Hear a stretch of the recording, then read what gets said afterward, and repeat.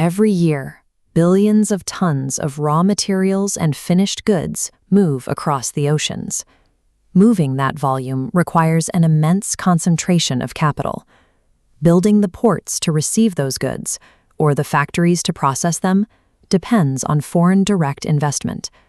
Corporations pour hundreds of millions of dollars into developing infrastructure in other countries. The moment a company breaks ground on foreign soil, they step into a distinct legal reality. They are now subject to the absolute authority of the host nation's government. A sovereign state can alter its tax codes, revoke operating licenses, or seize a completed facility with the stroke of a pen. A multinational project can be completely dissolved overnight by state decree.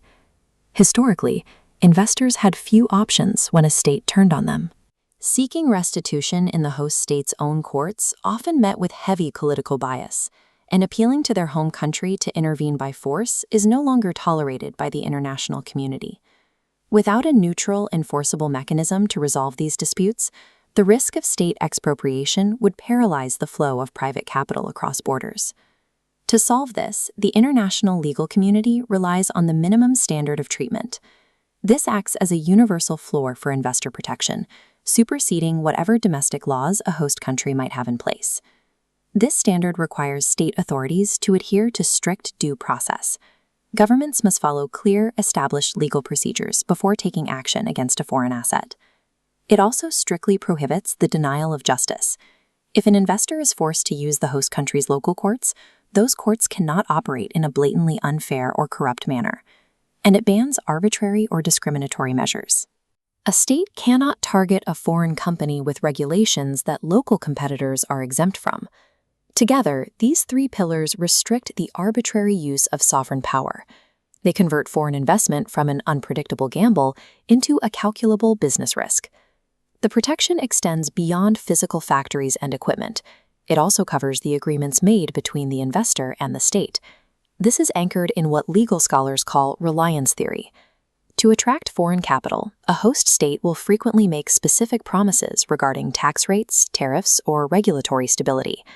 The corporation then structures its entire business plan and deploys its capital, relying on those specific commitments remaining intact for years or decades. International tribunals evaluate these promises under the doctrine of legitimate expectations. When a state actively encourages an investment with specific guarantees, those guarantees harden into a binding rule of law.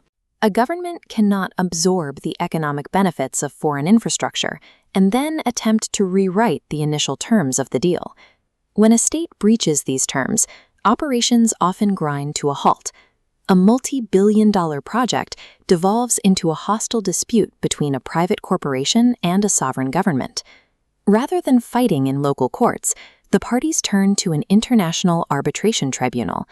This independent body steps in to resolve the crisis objectively. The tribunal has the immediate authority to issue temporary measures. This legally freezes the status quo, halting any further asset seizures by the state while the case is reviewed. If a host nation attempts to derail the process by refusing to cooperate, the tribunal has the power to proceed anyway. It will continue to gather evidence, assess the damage, and issue a final award. These procedural rules ensure that a government cannot invoke its own sovereignty as a shield to escape accountability. Evaluating the mechanics of these tribunals reveals their broader impact on the global economy. Enforcing these standards strips away a state's ability to act as both a participant and the ultimate judge. It forces the sovereign to operate within the same contractual logic as its private partners. This legal certainty allows corporations to shift their focus from political risk management to long-term productivity. In this environment, the system's primary function is wealth maximization, achieved through the sustained flow of high-value capital.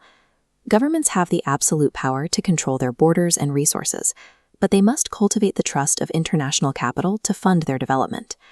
By adhering to binding arbitration, states signal that commerce can operate without the constant threat of confiscation or ruin.